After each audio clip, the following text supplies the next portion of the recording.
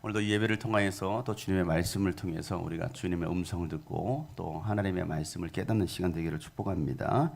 오늘 말씀은 표징을 구하는 세대라는 제목으로 우리 함께 하나님의 말씀을 나누겠습니다. 오늘날은 책에 있는 글을 읽고 깊이 생각하는 시대라기보다는 눈으로 보고 또 귀로 듣고 즐기는 시대라고 할 수가 있습니다. TV 방송들도 보면 남의 사생활을 지켜보는 거에 사람들이 그렇게 관심이 많아요. 그래서 대부분의 예능 프로든 대부분의 프로그램 보면 남의 사생활을 지켜보는 전지적 참견 시점 이런 방송들이 대부분입니다. 거의 다가 그래요.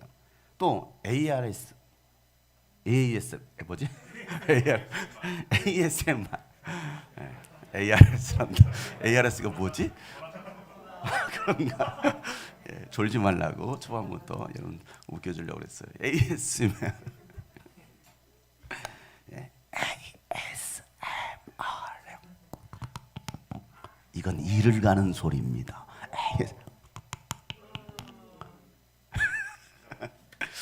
쇠를 긁는 소리입니다. 칠판을 긁는 소리. 뭐 이런 거 많이 하잖아요. ASMR. 우리 이건 누구야? 우리 정우 형제랑 한결이가 잘하는데 ASMR. 이런 소리를 듣는 것을 사람들이 좋아해요. 노래도 보면요, 예전엔요 이 가사를 음미하고 멜로디를 감상했다고 한다면 지금은요 걸그룹이나 아이돌의 어떤 외모, 또 춤, 비트, 또 전자키 이 요란한 소리에 사람들은 흥분을 합니다. 그 어느 때보다도 보는 것을 중요하게 여기는 시대에 우리가 살고 있어요. 유튜브 크리에이터로 성공하려면요 내용이나 또 연출도 좋아야지만은 더 중요한 것은요 유튜브의 성공과 실패는 처음 8초에 있어요. 8초 유튜브를 플레이시키고 8초 안에 승부를 봐야 됩니다. 이 8초 안에 시청자의 눈과 귀를 사로잡지 않으면요 그 영상은 다시는 안 봅니다. 이것을 알고리즘이라고 하죠. 알고리즘의 조건을 충족해야 그 영상이 대박이 나는 거예요. 뜨는 거예요. 제 영상이 대박이 나지 않는 이유는 그 알고리즘을 충족시키지 못하고 있어요. 뭘 그렇다고 끄덕끄덕하고 있어요. 뭘 그렇다는 듯이 끄덕끄덕하고 있어. 교인이 몇 명 안 돼서 그러는 거예요. 요즘 뜨는 설교도 그렇다고 그래요. 요즘 뜨는 설교도요. 설교가 짧아야 은혜가 된대요. 별로 공감을 안 하셔요? 눈과 귀를 즐겁게 해줘야 하기 때문에 예배도 보여주는 것들로 가득 채워지고 있습니다. 그래야 은혜가 있고 또 하나님의 임재가 있다라고 사람들은 생각하는 거예요. 그래서 예배를 기획합니다. 여러분, 하나님의 알고리즘은 어떨까요? 이 하나님 우리가 드려진 이 예배에 대한 하나님의 알고리즘의 기준은 과연 어떨까요? 여러분은 뭘 보기를 원하셔요? 오늘 이 자리에 오셨는데 이 예배를 통해서 여러분 뭘 보기를 원하십니까? 침례 요한이 감옥에 갇혀 있을 때 자기 제자들을 예수님께 보냅니다. 그리고 이렇게 물어보라고 합니다. 오실 그분이 당신이십니까? 아니면 우리가 다른 일을 기다려야 합니까? 라고 물어보라는 거예요. 그 제자들이 예수님께 와서 이렇게 묻습니다. 그래서 예수님은 이 요한의 제자들에게 이렇게 말하죠. 야, 가서 요한에게 너희가 본 것을 그대로 전하라 라고 말을 합니다. 전하라. 그러고 나서 하시는 말씀이 마태복음 11장 5절부터 6절 말씀이에요. 다 같이 한번 읽어보겠어요. 시작. 눈먼 사람이 보고 다리 저는 사람이 걸으며 나병 환자가 깨끗하게 되며 듣지 못하는 사람이 들으며 죽은 사람이 살아나며 가난한 사람이 복음을 듣는다. 나에게 걸려 넘어지지 않는 사람은 복이 있다. 이렇게 가서 얘기하라는 거예요.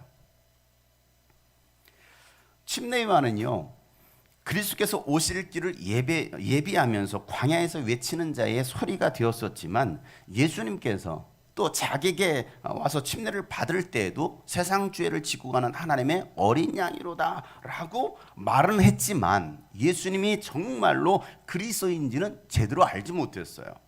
그렇게까지 말은 했어요. 그래서 요한이 감옥에 갇혔을 때에 예수님이 진짜 내가 지금까지 기다렸던 우리가 기다렸던 그 메시아 그리스도인가 궁금해서 제자들을 보냈던 거예요. 가서 물어봐라. 우리가 지금까지 기다렸던 메시아가 바로 당신입니까? 아니면 누군가를 또 기다려야 됩니까? 라고 물어보라는 거였어요. 신기하죠? 예수님은요, 이 요한의 제자들이 가서 보고 들은 바를 그대로 전하라고 말씀하시죠. 그게 뭡니까? 눈먼 사람들이 눈을 뜨고, 다리 저는 사람이 걸을 것이며, 나병 환자가 깨끗해지고, 또 듣지 못하는 사람이 듣고, 죽은 사람이 살아나고, 가난한 사람이 복음을 듣고, 예수님 때문에 걸려 넘어지는 일이 없도록, 그렇게 걸려 넘어지지 않는 자가 바로 복 있는 사람이다라고 전하라는 거예요.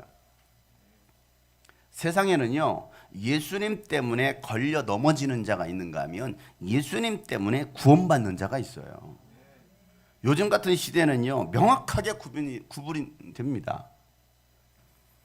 예수를 믿는 사람과 믿지 않는 사람으로, 교회를 다니는 사람과 교회를 다니지 않는 사람, 육에 속한 사람과 영에 속한 사람, 알곡과 쭉정이 지금 이 시대에 명확하게 구분이 되어 있어요. 이런 상황 속에서도 교회 가는 사람이 있고, 죽어도 교회는 가면 안 된다라고 생각하는 사람이 있어요. 진짜와 가짜가 나누어지는 시대에, 그래서 예수님은요, 야, 나 때문에 걸려 넘어지지 않는 사람이 복이 있는 사람이야 라고 예수님께서 말씀하셨어요. 이미 산상수 말씀을 통해서 이렇게 말씀하십니다. 마태복음 5장 11절부터 12절 말씀에 보면, 너희가 나 때문에 모욕을 당하고 박해를 받고 또 터무니없는 말로 온갖 비난을 받으면 복이 있다. 요즘 시대 정말 말도 안 되는 걸로 비난을 받고 있어요. 교회 갔어? 코로나 옮겨온 거 아니야? 정말 말도 안 되는 걸로. 교회 가서 밥 먹었어? 왜 교회 가서 밥 먹고 그래? 밖에서는 다 먹으면서. 교회에서는 커피도 마시면 안 돼요. 교회에 허용된 것은 물 한 잔입니다, 여러분. 저는 갇혀 살고 있어요. 자유가 없어요. 밖에 나가야 커피를 마실 수 있어요. 이게 이 방역 지침에, 이 방역 당국에서 정한 규율이에요. 규제예요. 이걸 어기면 교회를 폐쇄하겠다는 거죠. 그러니까 터무니없는 말들로 비난을 받고 있습니다. 아직도 교회 다녀? 오히려 그런 일들로 또 해를 당해요. 손해를 보고 있습니다. 직장에서 제재를 당하고. 그런데 오늘 예수님 뭐라고 말씀하십니까? 야, 나로 인하여 터무니없는 말로 온갖 비난을 받으면 복이 있어. 너희는 뭐하고 뭐하래요? 기뻐하고 즐거워하래요. 뭐하라고요? 여러분, 누군가 여러분 터무니없는 말로 비난하면 즐거워하세요. 얘가 미쳤구나 드디어 할 정도로. 그럼 다시는 말하지 않을 거예요. 더 이상하게 해보세요. 한번 웃어볼까요? 시작. 미쳤군요. 다시는 말 걸지 않을 거예요. 아, 얘가 코로나가 많이 심각해졌나 봐 라고 생각할지도 몰라요. 기뻐하고 즐거워하라는 거예요. 그 이유 어디 있어요? 하늘에서 받을 너희의 상이 뭐하다고요? 크다라는 것입니다. 너희보다 먼저 온 많은 이 여자들도 이와 같이 박해를 받았어 라고 말씀하시는 거예요. 자, 요한의 제자들 돌아가세요. 그 예수님께서 말씀하셨던 그 이야기들 가서 요한에 그대로 전합니다. 자, 제자들이 돌아갔어요. 예수님은요, 사람들을 향하여서 이렇게 말씀하십니다. 야, 너희들이 무엇을 보려고 광야에 나갔더냐? 바람에 흔들리는 갈대냐? 아니면 무엇을 보려고 나갔더냐? 화려한 옷을 입은 사람들을 보려고 광야에 나갔느냐? 야, 화려한 옷을 입은 사람들은 저 궁궐에 있어 라고 예수님께서 말씀하셔요. 왜 사람들이 여러분 광야로 몰려갔나요? 뭘 보려고? 바람에 부딪히는, 바람에 흔들리는 갈대를 보러 갔습니까? 광야에 가서 볼 게 없어 거기 그 갈대를 보러 갑니까? 아니, 화려한 옷을 입은 사람들을 보려고 이런 광야에 나갔을까요? 쉽게 말하면 오늘날 교회를 왜 나갑니까? 왜 갑니까? 무엇을 보려고 여러분들은 이곳에 오셨습니까? 교회 장식품, 화려한 장식품을 보시려고 오셨습니까? 여러분, 교회에 뭘 보러 오셨어요? 대리석으로 아주 아름답게 화려하게 지어진 멋진 그 건축물을 보려고 여러분 교회 갑니까? 최신 시설을 구비한 그렇게 멋진 예배당을 보려고 여러분 사람들이 교회 갑니까? 아니면 명품 옷 입은 사람들이 교회에 모였으니까 그들을 보려고 여러분 교회 갑니까? 아니면 잘생긴 또 예쁜 목사님 보려고 여러분 교회를 갑니까? 여러분 뭘 보려고 여러분 교회에 나오셨습니까? 이 모든 조건을 우리 교회는 다 충족했네요. 알고리즘에 의해서. 모든 게 충족이 됐잖아요. 우리는 뭘 보려고 여러분 교회 오셨나요? 사람들은 뭘 보기 위해서 교회에 다닐까요? 대형 교회를, 우리 교회 같은 대형 교회를 다니는 사람들은요, 이 교회 건물을 자랑합니다. 우리 5층짜리 건물이에요. 주차장도 있어요. 엘리베이터 새로 고치고 있습니다. 바꾸고 있습니다. 라고 이런 대형 교회를 가진 사람들은 자랑을 해요. 교인 수를 자랑합니다. 우리 교회 셀 수도 없어요. 어마어마합니다. 자랑합니다. 문화센터 있잖아요, 여기 뒤에. 이 아름답게 만들어진 이 문화센터를 자랑하고요. 우리 교회 프로그램들을 자랑합니다. 이런 프로그램들이 있습니다라고 자랑해요. 그리고 또 유명한 목사인 담임 목사를 뒀잖아요. 이 유명한 담임 목사를 자랑합니다. 그런데 정작 그 담임 목사는 그 교인들을 못 알아봐요. 못 알아봐요. 왜? 우리 교인이 20만 명이니까. 어떻게 알아봅니까? 그냥 이상한 거예요. 이상해요. 가서 인사하잖아요. 안녕하세요, 목사님. 옆에서 소개해 준단 말이에요. 목사님, 담임 목사님 비서가 있잖아. 뭐라고 소개합니까? 여기 몇 교구에 누구누구입니다. 아무개입니다. 라고 하는 거예요. 여러분, 이상해요. 사람들한테 가가지고 쉽게 말하면 저의 영적 아버지이십니다. 영적 아빠예요. 라고 말하는데 정작 아빠는 누구신지요? 몇 구가 어디 지역에 살고 있는 누구입니다. 아, 그러세요? 아이고, 반갑습니다. 라고 인사하고 있어요. 우리 혜림이가 사람들한테 저를 소개하는 거예요. 저를 소개하기를 저의 아빠예요 라고 소개하는 거예요. 그랬더니 제가 누구신지? 예, 저는요 군포시 금정동 5호 삼강 빌라에 살고 있는 아빠의 딸 혜림이에요. 그랬더니 아, 그러시군요. 반갑습니다, 딸. 이렇게 얘기하고 있는 거예요. 너무 많으니까 누가 누군지를 모르는 거예요. 한 번도 만나본 적이 없는, 내 아빠라고 하는데, 영적 아비라고 하는데 한 번도 만나본 적이 없는, 왜? 가까이 얘기는 너무 먼 당신인 거야. 담임 목사님을 만나려고 해도 미리 한 달 전에 예약을 해야 돼. 예약을 하지 않고 만날 수가 없어. 여러분 처음 만났는데 여러분 예약하시잖아요. 아니에요? 한 달 전에 예약하지 않고서는 여러분 주관사가 바로 딱 잘라버립니다. 지금 목사님 스케줄이 쫙 깔려 있습니다. 만나실 수 없습니다.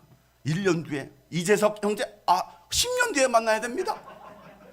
사람도 가려가면서 만나요.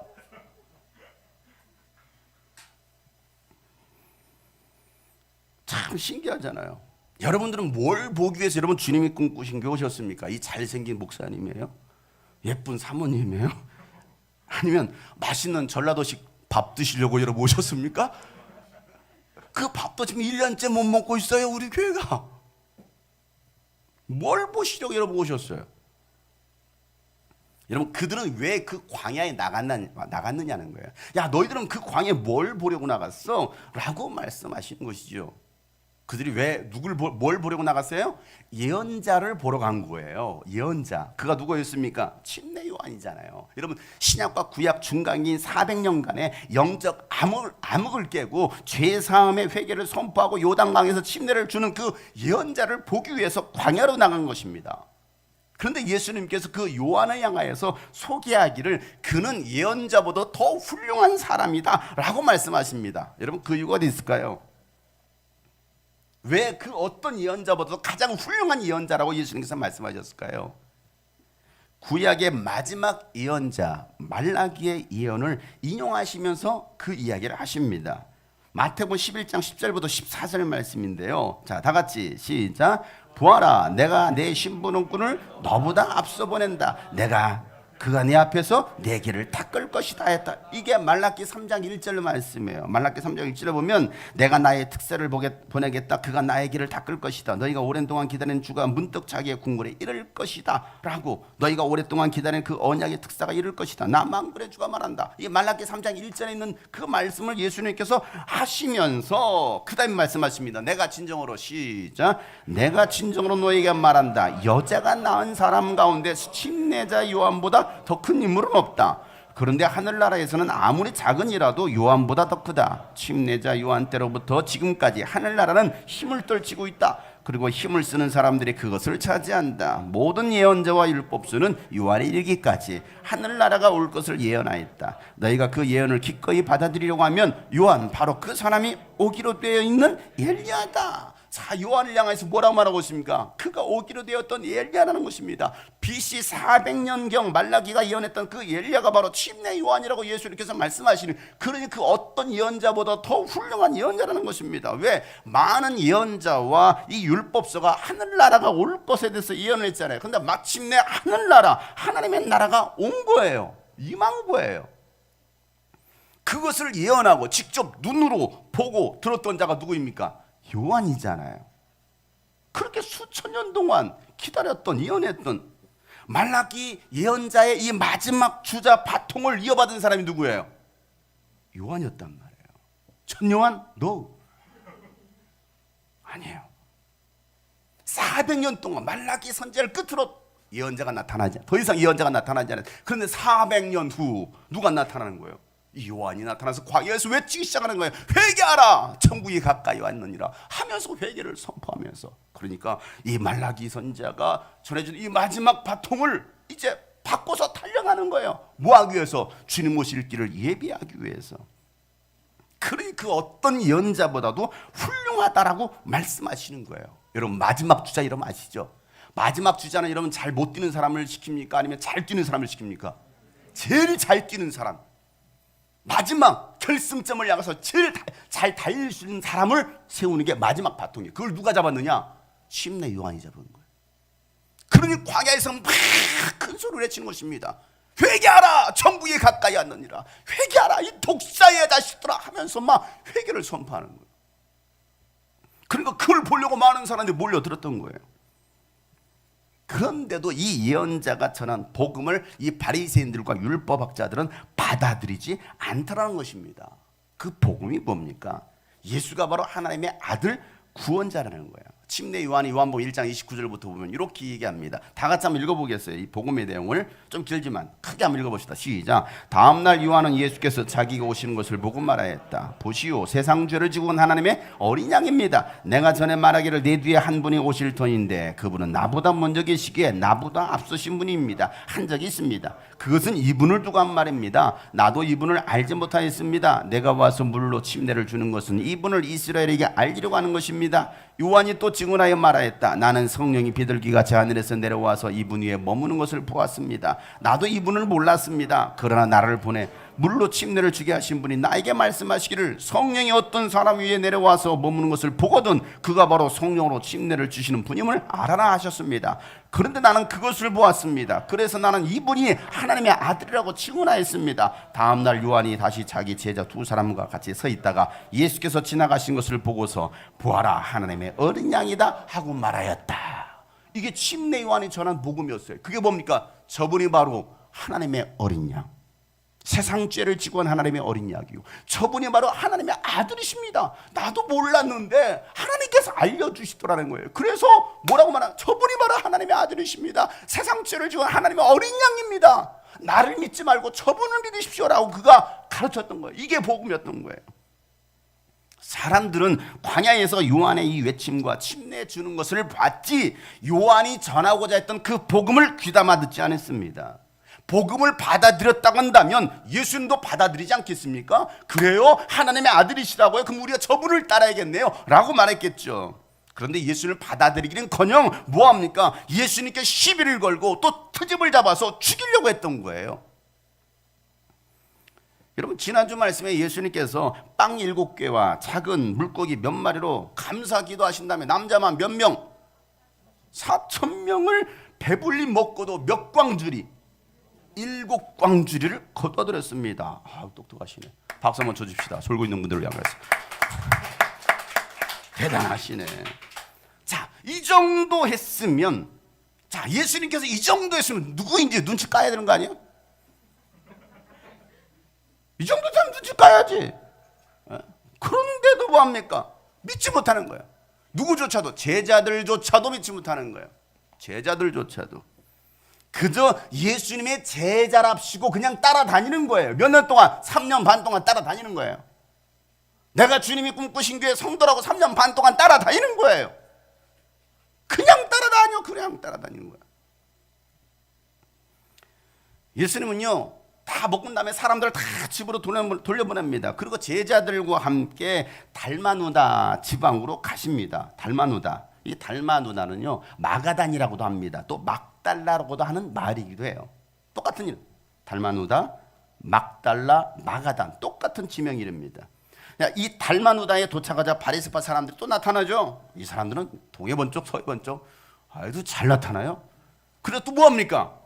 예수님께 또 시비를 겁니다. 이 사람들은 그냥 시비 걸기 위해서 태어난 사람 같아. 옆에 사람 보세요. 혹시 당신 아니야? 물어보세요. 시비 걸려고 그냥 안달이 난 사람. 우리 주변에도 보면 이렇게 시비거리만 찾아다니는 사람이 있어요. 시비 걸려고. 그들이 누구예요? 바리새파 사람들이에요. 한번 보세요. 바리스타. 바리새파 사람들, 그냥 눈만 열었다면 시비 걸려고 하는 사람들. 11절 말씀. 오늘도 저를 보고 시비 걸려고 하지 마세요, 제발. 자, 11절 말씀 다 같이 10일 걸지 말고 11절을 보세요. 시작. 바리새파 사람들이 나와서는 예수에게 시비를 걸기 시작했다. 그들은 예수를 시험하느라고 그에게 하늘로부터 내리는 표징을 구해요. 11절에 시비거잖아요. 뭐라고 합니까? 자, 이들은 예수님을 시험하려고 나타난 사람들이에요. 믿으려고 예수님께 찾아온 게 아니고, 오늘도 교회를 왔는데 장영성 목사 뭐라고 설교하는 시비 걸려고 찾아온 우리 오세찬 형제, 지금까지 지금 가만히 앞잖아. 뭐라고 또 시비하나, 시비거리 찾으려고. 그런 사람들이 있다니까. 트집을 잡으려고 하는 거야. 그러면서 여러분, 예수님을 시험하려고 뭘 요구합니까? 자, 예수님을 시험하는 거예요. 시험하려고 뭘 요구하고 있어요? 하늘로부터 내리는 표징을 요구합니다. 여러분, 하늘로부터 내리는 표징은 또 뭐예요?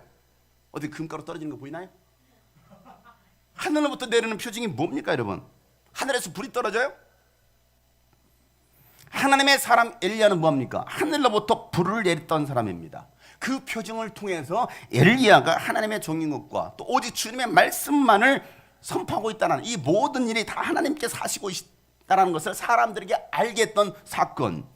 열왕기상 18장 36절 37절 말씀에 다 같이 한번 읽어보겠어요. 시작. 제사를 드릴 때가 되니 엘리야의 연자가 앞으로 나서서 이렇게 기도하였다. 아브람과 이삭과 이스라엘을 돌보신 주 하나님, 주님께서 이스라엘 하나님이시고 나는 주님의 종이며 내가 오직 주님의 말씀대로만 이 모든 일을 하고 있다는 것을 오늘 저들이 알게 하여 주십시오. 주님 응답하여 주십시오. 응답하여 주십시오. 이 백성으로 하여금 주님의 주 하나님이시며 그들의 마음을 들키게 하시는 주님의 심을 알게 하여 주십시오.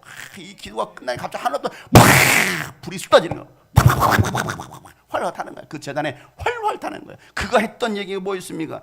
하나님이, 이스라엘 하나님이 참 하나님이신 것과 내가 하나님의 종인 것과 내가 하고 있는 이 모든 말과 이 모든 일들이 하나님께로부터 왔다는 것을 저들로 알게 하여 주십시오.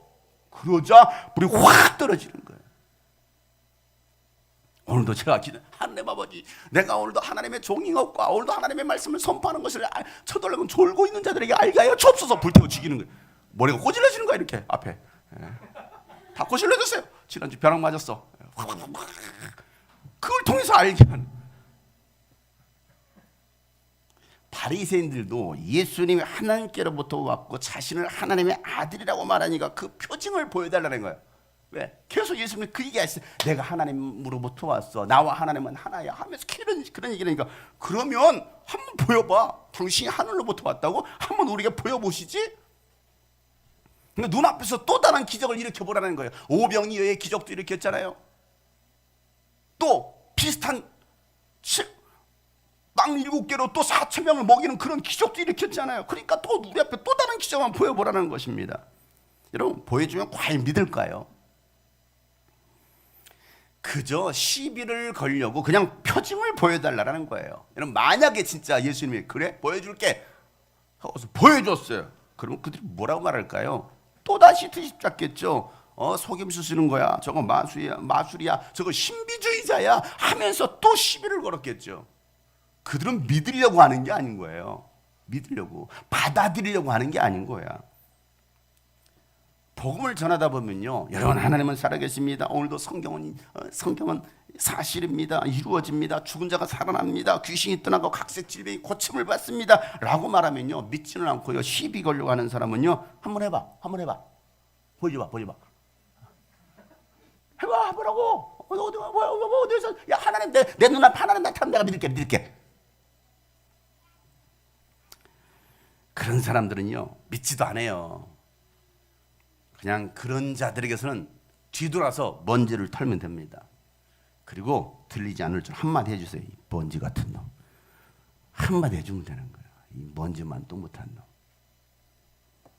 예수님이요, 이들의 요구에 마음속으로 탄식하시면서 말씀하시기를, 뭐라고 말씀하시느냐? 이런 먼지만 또 못한 놈들. 자, 12절 말씀입니다. 다 같이 읽어보세요. 시작.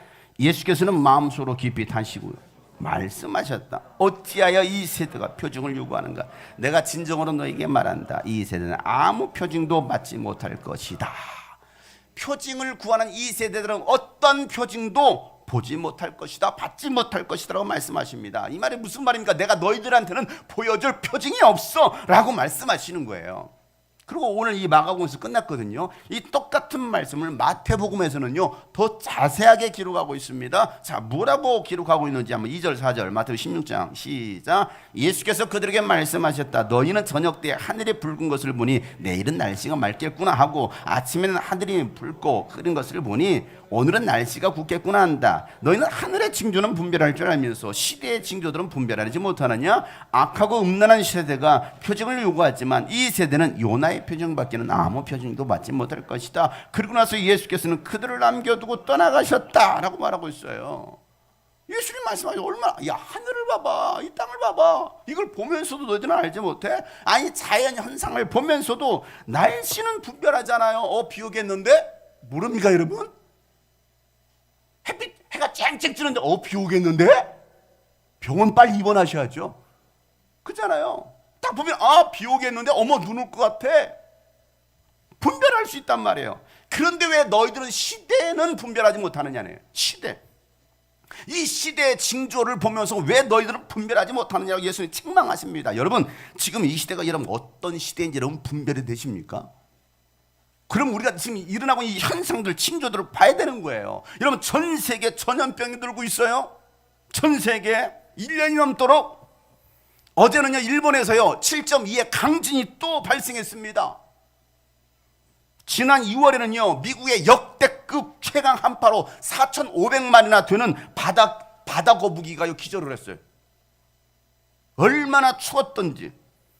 여러분, 사시사철 무더운 중동, 사우디아라비아, 또 아프리카 사하라 사막에요 눈이 내렸어요. 낙타가 눈을 뒤집어 쓰고 있어요. 여러분, 이런 시대의 징조를 보면서 지금이 어느 때인지 여러분 분별하지 못해요? 그냥 단순히 그냥 오전 좀 파괴되고 지금 이상기온 현상, 기후 현상들이 그렇지 라고 생각하십니까? 그냥 여러분 우연하게 여러분 이런 일이 일어난다고 생각하십니까? 여러분, 지금 이 시대는 마지막 시대입니다. 예수님께서 말씀하셨던, 예수님께서 예언하셨던, 2000년 전에 예언하셨던 그 말씀이 그대로 이루어지고 있는 시대에 우리가 오늘 살고 있잖아요. 그럼에도 불구하고 악하고 음란한 세대가 표징을 요구하지만 예수님께서는 보여줄 표징이 요나의 표징밖에 없다라고 말씀하십니다. 이 말씀을 마태복음 12장에서 한 번 더 하셨었거든요. 자, 뭐라고 말씀하시냐면 읽어보겠어요. 시작. 요나가 사흘낮과 사흘밤 동안을 큰 물고기 뱃속에 있었던 것 같이 인자도 사흘낮과 사흘밤 동안을 땅속에 있을 것이다. 심판 때에 니느웨 사람들이 이 세대와 함께 일어나서 이 시대를 정죄할 것이다. 니느웨 사람들은 요나의 선포를 듣고 회개하였기 때문에. 그러나 보아라, 요나보다 더 큰 이가 여기 있다라고 말씀하십니다. 이때도 바리새인들이 와가지고 우리에게 표징을 보여달라. 한 번 또 얘기했어요. 그래서 또 와서 또 얘기하는 거예요. 지금 두 번째 얘기하는 거예요. 표징을 보여달라. 그러니까 똑같은 얘기를 또 하시는 거예요. 야, 내가 너희들은 보여줄 표징이 이것 말고는 없어 라고 말씀하십니다. 그게 뭐예요? 요나의 표징이라는 거예요. 요나. 여러분, 요나의 표징이 뭡니까? 요나가 물고기 뱃속에 들어가가지고 사흘 동안 있었습니다. 그와 같이 예수님도 인류의 죄를 대신 담당하셔서 십자가에서 죽으시고 무덤 속에 사흘 동안 들어가셨다가 부활하신다라는 거. 이것이 바로 예수님께서 하늘로부터 내려오신 표징이라는 것입니다. 자, 요나가 살아났습니다. 3일 만에 살아났습니다. 그래서 여러분, 니느웨 성에 들어가가지고 뭐라 말합니까? 하나님께서 태어나라는 그 말, 회개하라. 너희들 회개하자면 하나님이 이 땅을 심판하신다. 이 민족을 심판하신다. 너희들의 죄악이 가득해서 그러니 회개하라. 이 말을 선포합니다. 그랬더니 그 니느웨 사람들이 뭐합니까? 그 말을 듣고 회개하는 거예요. 이방인이었던 그들도 그 요나의 말을 듣고 회개하더라는 거예요. 그리고 하나님께로 돌아갑니다. 그런데 하나님을 믿는다라고 말하는 이들이, 종교인들이, 바리새인들, 율법학자들은 뭐합니까? 예수님의 말씀을 듣고서도 회개하지 않는 거예요. 침례 요한의 말을 듣고서도 회개하지 않는 거예요. 오히려 시비 걸고 죽이려고 했던 거예요. 그러니 심판의 날이 오면, 세상 끝날이 오면 이 니느웨 사람들이 일어나서 회개하지 않는 이들을 심판할 것이라고 예수님께서 말씀하시는 거예요. 누가 심판하겠습니까? 야, 우리는 이방인이었어. 그런데 요나가 전한 그 말을 듣고 우리는 회개하고 하나님께 돌아갔어. 근데 너희들은 왜 회개하지 않아? 그렇게 말씀을 들어도 왜 회개하지 않아? 왜 예수를 믿지 않아? 라고 책망할 거라는 것입니다. 예수님은 깨닫지도 못하고 받아들이지도 않는 이 바리새파 사람들을 죽이려 하고 다시 배를 타고 건너편으로 또 건너가셔요. 배 타고 오셨다 다시 또 배 타고 건너가시는 거예요. 여러분, 오늘도 아무리 제가 마지막 시대라고 말씀을 전하고 하나님께로 돌아오세요, 돌아오세요, 회개하세요, 회개하세요, 하나님과의 첫사랑을 회복하세요 라고 말씀을 전하지만 받아들이지 않는다면 그들은 하나님의 심판을 피할 수 없다는 것을 여러분 기억하세요. 그러나 회개하고 하나님께로 돌아와서 하나님을 의지하는 사람들은 하나님께서 새로운 길을 열어주실 것입니다. 오늘도 이 말씀을 들으세요. 머리로 굴리려고 하지 마세요. 예수님은요, 저와 여러분의 죄를 위해 십자가 지셨습니다. 죄로 인하여 저주받아 죽은 우리를 위해서 새 생명의 길, 행복의 길을 열어주신 거예요. 천국의 문을 열어주신 것입니다. 예수님을 믿고 바라보고 의지하는 사람은 누구든지 하나님 나라에 들어갈 수 있습니다. 이 모든 것이 은혜라는 거예요. 우리가 한 게 뭐 있습니까? 여러분, 당연한 것이라고 생각하지 마세요. 우리가 하나님 나라에 들어가는 거, 구원받는 거 당연한 거라고 생각하지 마세요. 절대 당연한 게 아니에요. 예수 그리스도의 십자가의 희생이 있었기 때문에, 사랑이 있었기 때문에 우리가 그 예수 피를 의지하여 하나님 나라에 들어갈 수 있게 되는 거예요. 그래서 그 예수 그리스도를 역사 속에 오신 2000년 전 이 역사 속에 오신 그 예수 그리스도를 믿으라는 거예요. 그런데 많은 사람들이 그 예수를 받아들이지 않으려고 합니다. 믿지 못합니다. 그러나 믿는 자는 누구든지 구원을 얻을 것이다라고 말씀하셔요. 여러분, 예수님의 희생과 섬김과 이 죽음이 있었기 때문에 들어갈 수 있는 값싼 은혜가 아니라 가장 비싼 은혜를 우리가 입은 거예요. 여러분이 받은 은혜는 값싼 은혜가 아니에요. 가장 비싼 은혜입니다. 독일의 신학자 디트리 본회퍼는요, 예수 그리스도의 이 죽음을 값싼 은혜로 전락시켜버린 이 신학과 또 교회를 보면서 이제는 값비싼 은혜를 회복해야 됩니다라고 선포하기 시작하는 거예요. 그걸 가르치기 시작합니다. 왜 오늘날 교회가, 왜 신학이 값싼 은혜로 바꿔버리냐는 거예요. 무조건 공짜야, 공짜야, 공짜라고 하니까 그냥 우습게 여기는 거예요. 공짜로 구원받았다고 하니까. 여러분들이 과연 공짜로 구원받았습니까? 물론 여러분이 한 게 아무것도 없어요. 그러나 그 은혜는 값싼 은혜네, 비싼 은혜, 가장 비싼 은혜라는 거예요. 보네프는요, 베를린에서 신학을 공부합니다. 그리고 미국으로 건너가서 또 신학 공부를 더 합니다. 근데 그곳에서 그가 봤던 것은 뭐냐면 백인들이 흑인들을 노예로 삼는 것이었습니다. 그리고 인종차별하는 그 모습, 학대하고 매체축제를 하는 그 모습을 보면서 그들이 또 예수 믿는데 죽이려면 교회 가는 거야. 노예 부리고 때리고 폭행하고 그러는데 주일이면 성경책 들고 교회 가서 예배하네? 그 모습을 보너표가 봅니다. 야, 이건 아니지. 말만 하는 자가 아니라 정말 실천하는 그리스도인의 삶을 살아가야 되는 거 아니야? 라고 그는 결단하는 거예요. 그래, 나는 삶으로 살아가는 그리스도인의 삶을 따라가야겠다라고 결단하고 다시 독일로 돌아옵니다. 1933년 독일의 히틀러가 독일을 장악합니다. 장악하면서 반민주주의와 반공산주의와 반유대인의 정책을 펼치는 거예요.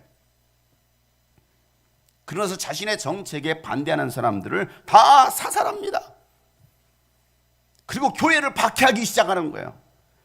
여러분, 이 히틀러의 박해를 견디지 못했던 많은 교회와 또 목회자들은요, 이제 오히려 히틀러를 구세주로 숭배하기 시작합니다. 히틀러가 바로 우리의 메시아입니다, 구세주입니다 하면서 목사들이, 신학 교수들이, 예수 믿는다고 하는 사람들이 히틀러를 구세주로 숭배하기 시작합니다. 1938년부터는요, 유대인들을 제거하려는 그 대학살이 시작됩니다. 그리고 전 세계를 제패하겠다는 그 야망으로 1939년 9월 1일 2차 세계대전을 일으켜요. 이런 히틀러를 반대하던 양심 있는 그리스도인들과 신학자들과 목회자들이 신앙을 고백하자, 우리의 믿음을 고백교회를 세웁니다. 그리고 히틀러에게 저항을 해요. 가만 놔두겠습니까, 여러분? 그 일에 누가 참여하게 되냐면 이 보너페 목사가 참여하면서 라디오 방송에서 나와서는요, 라디오로 뭐라고 노골적으로 설교하면, 여러분, 어떤 미친 운전자가 쉴 새 없이 광란의 질주를 하면서 많은 교통사고를 일으키고 있습니다. 당신이 그 현장에 있었다고 한다면, 만이 여러분 기독교인이라고 한다면 쫓아다니면서 다친 사람들을 치료만 해주고 기도만 해주겠습니까? 아니면 저 미치광이 운전사를 여러분 그 자리에서 끌어내리겠습니까? 라고 설교하는 거예요. 지금 누구 들으라고 하는 설교예요? 뻔하잖아요.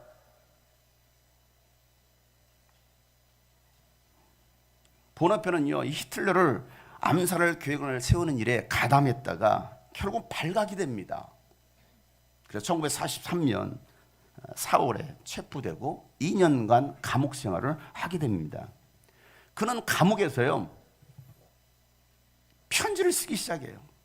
편지, 부모에게도 쓰기도 하고 신앙 고백도 쓰기도 하고 일기를 쓰는 것입니다.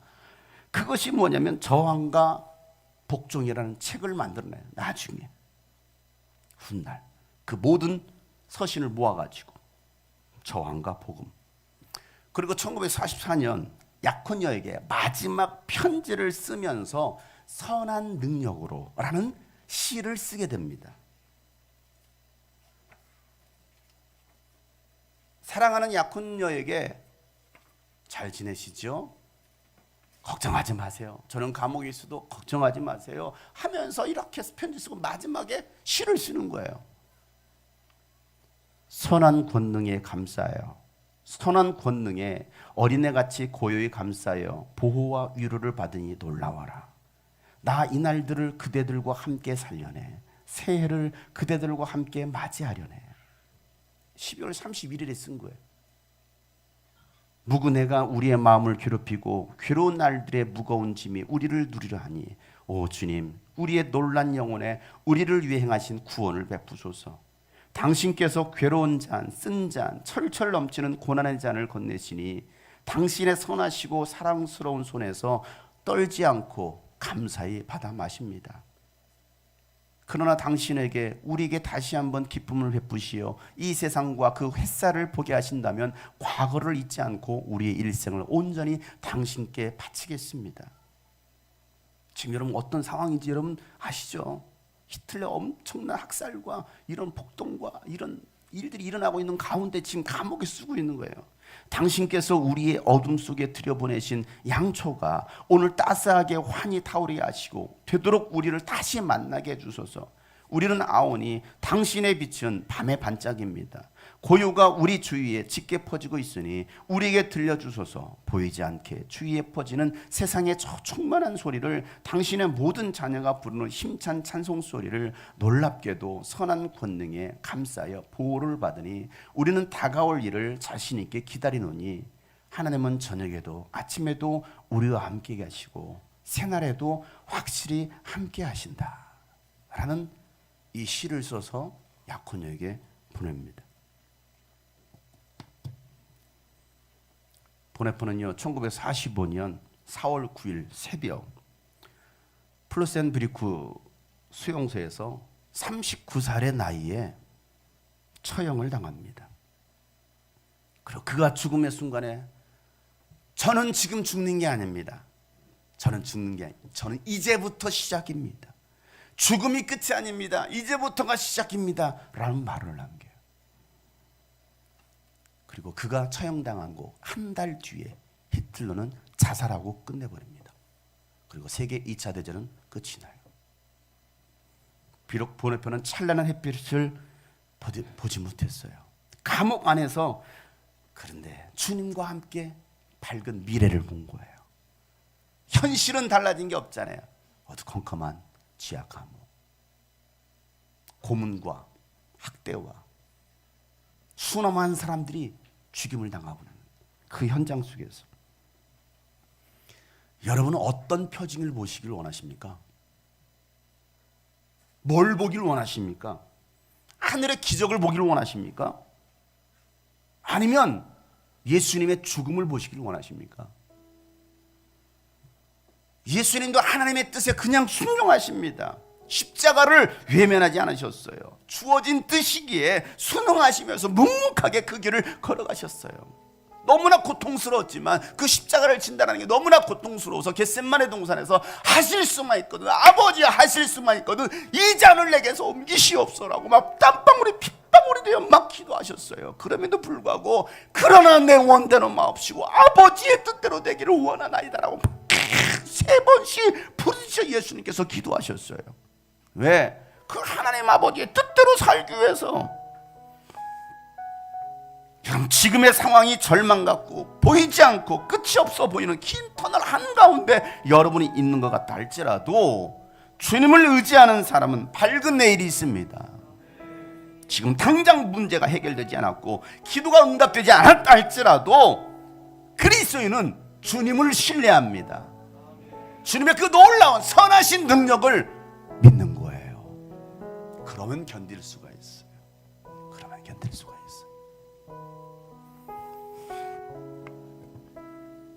지난 겨울 캠프에 함께 참여했던, 온라인으로 참여했던 교회들, 여러 교회들이 있었습니다. 그중 한 교회가 캠프가 끝나고 다음 날 사모님과 목사님이 코로나 확진이 되었어요. 어디에서 확진이 되는지는 몰라요. 확진이 되었습니다. 은혜 받고 다음 날 절망 아닙니까? 교회 목사님이 예배를 드릴 수 없는 거예요. 병원으로 입원됐습니다. 그리고 모든 사람들 다 전수조사하고 코로나 검사를 했습니다. 다행히 음성이 나왔어요. 목사님 기도해 주세요. 기도해 주세요. 기도해 주세요. 그러면서 그 매일 저녁마다 줌으로 기도 모임을 여는 거예요. 줌으로. 교회는 모일 수 없으니까. 그 모임에 참여했던 사람들이 그 캠프에 참여했던 학생들이었어요. 캠프에 참여하지 않은 사람들은 어느 누구도 참여하지 않았다라는 거예요. 그래도 은혜 받았던 사람들은 그 환난 가운데서 우리가 붙들 분은 하나님밖에 없네, 하나님을 의지하자 하고서 그들은 줌으로 모여서 매일같이 기도했어요. 저녁 9시에 모여서. 그리고 자가 2주간 자가 격리를 합니다. 2주가 끝나갈 쯤에 다시 또 검사를 하잖아요. 목사님의 딸과 목사님 두 딸이, 그게 사역자는 전도사예요. 목사님 두 딸이 또 확진이 된 거예요. 끝나갈 쯤에, 자가격리가 끝나갈 쯤에 두 명이 또 확진이 된 거예요. 초비상이 되었어요. 그 상황 속에 저한테 카톡이 왔어요. 목사님, 저희는 이런 상황입니다. 그래도 우리는 희망을 봅니다. 희망을 봅니다. 그러고 나서 그분이 저한테 이 찬양을 보내왔어요. 이 보네포 목사님의 시로 쓰여진 선한 능력으로라는 찬양을 저한테 보내면서, 목사님 다 각자 방에서 지금 자가격리하고 있는데 이 찬양을 듣는데 왜 이렇게 눈물이 나는 걸까요?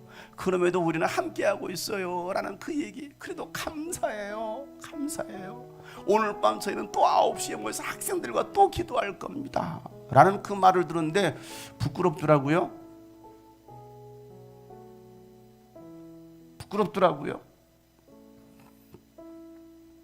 내 자신을 먼저 보게 되고 나는 뭐 하고 있지? 그러면 아니 우리 교회 성도들은 뭐 하고 있지? 라는 생각을 하면서 우리는 뭐지? 우리는 뭘 보고 있는 거지? 뭘 하고 있는 거지? 그들은 그런 상황 속에서도 학생들은 기도하겠다고 아니 줌으로 모여서 기도한다는데 뭐 하고 있지? 그러면서도 우리는 하나님의 그 선한 능력을 믿습니다.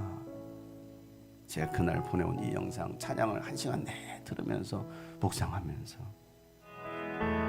여러분 지금의 우리의 상황이 그럴 수 있어요. 꽉 막혀버린 상황인 것처럼 보일 수 있어요. 해결점이 없는 것처럼 보일 수 있어요. 언제 끝날지 몰라요. 마스크 언제 벗지? 이거 언제 벗어? 언제 벗지? 그런 상황 속에서도 여전히 일하고 계시는 하나님, 내가 비록 그 세계 2차 대전의 그 전쟁의 끝을 보지는 못했지만 여전히 하나님이 일하고 계신다는 그 확신, 믿음, 우리의 그 믿음이 있었으면 좋겠습니다.